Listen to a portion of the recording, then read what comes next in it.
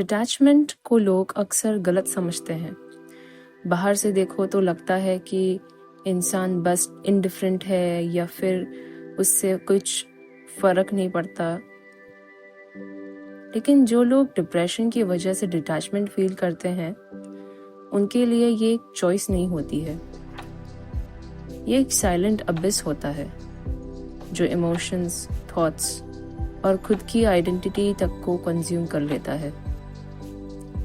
ये सिर्फ इमोशंस का एब्सेंस नहीं है, बल्कि उनसे कनेक्ट ना कर पाने की तकलीफ है।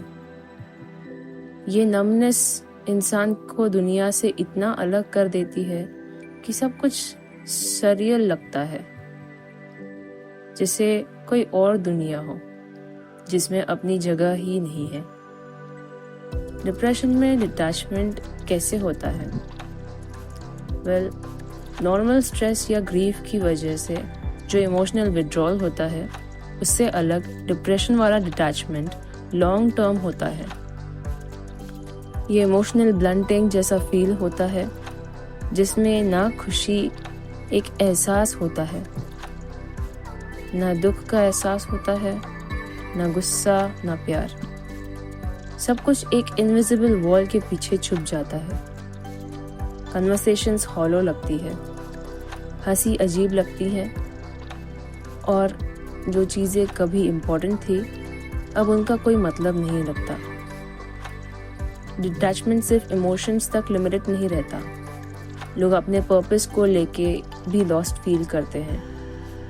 डेली रूटीन, खाना, नहाना, उठना, बैठना, ये सिर्फ एक मैकेनिकल प्रोसेस बन जाता है, जैसे बस करना पड़ रहा है, पर कोई रियल कनेक्शन नहीं है।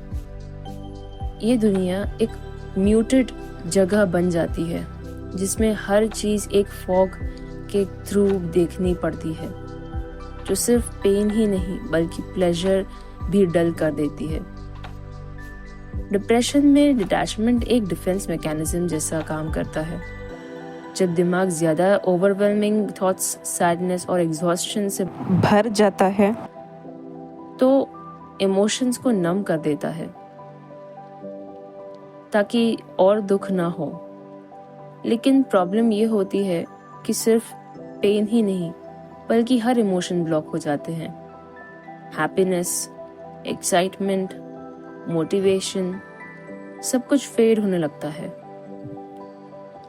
साइंटिफिक लेवल पे देखें तो ये लिम्बिक सिस्टम का डिसफंक्शन से लिंक्ड है, स्पेशली अमिगडाला और प्रीफ्रंटल कॉर्टेक्स से।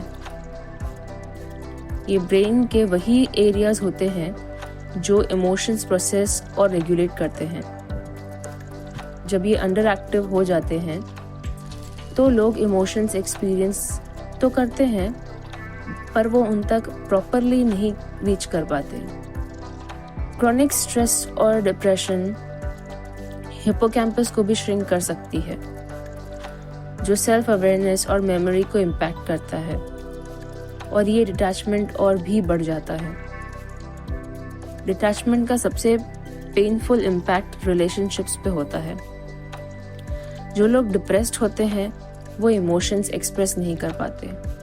इस वजह से उनकी फैमिली और फ्रेंड्स को लगता है कि वो उनसे दूर हो गए हैं। जो पहले क्लोज था वो अब अलग लगने लगता है। ये मिसअंडरस्टैंडिंग और लोनलीनेस और ज़्यादा बढ़ा देती है। एक और अजीब चीज़ ये होती है कि जो लोग नॉर्मली नम्ब रहते हैं, वो कभी कभी छोटी बातों पे एक्सट्रीम गुस्सा या इरिटेशन से रिएक्ट कर देते हैं।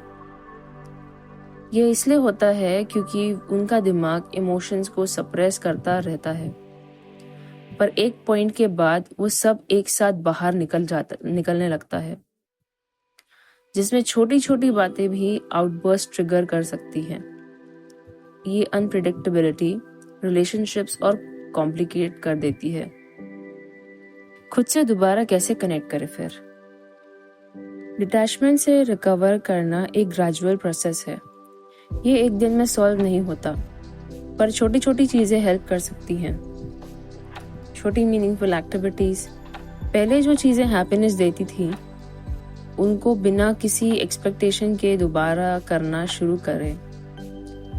पहले बेकार लगेगा, पर धीरे धीरे ब्रेन उन इमोशंस को दोबारा फील करना शुरू कर देगा।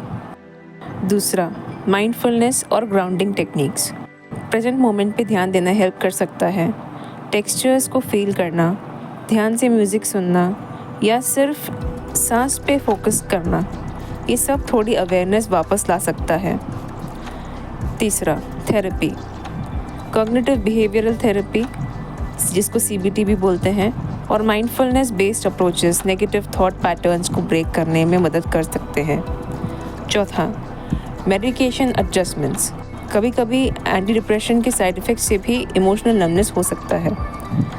अगर ऐसा लग रहा हो कि मेडिसिन के बाद डिटैचमेंट और बढ़ रहा है, तो साइकाइट्रिस्ट से कंसल्ट करना ज़रूरी है। पांचवा, जर्नलिंग और सेल्फ एक्सप्रेशन। अपने थॉट्स लिखना या किसी क्रिएटिव फॉर्म में एक्सप्रेस करना, जैसे पेंटिंग, म्यूज़िक वगैरह वगैरह, इमोशंस को सरफेस पे ला सकता है। डिप्रेशन में डिटैचमेंट सिर्फ मुझे कोई फ़र्क नहीं पड़ता वाली फीलिंग नहीं है, बल्कि एक सर्वाइवल मैकेनिज़्म है। ये दिमाग का तरीका होता है कहने का, बस अब और मैं झेल नहीं सकता। लेकिन जितना ये नमनेस परमानेंट लगता है, उतना होता नहीं। धीरे धीरे स्मॉल स्टेप्स से, सपोर्ट और पेशेंस से ये फॉग हट सकता है, और एक दिन वो मोमेंट आएगा जब दुनिया वापस क्लियर लगेगी, जब खुद से भी दोबारा एक कनेक्शन फील होगा। Thank you for watching. अगले वीडियो में मिलते हैं।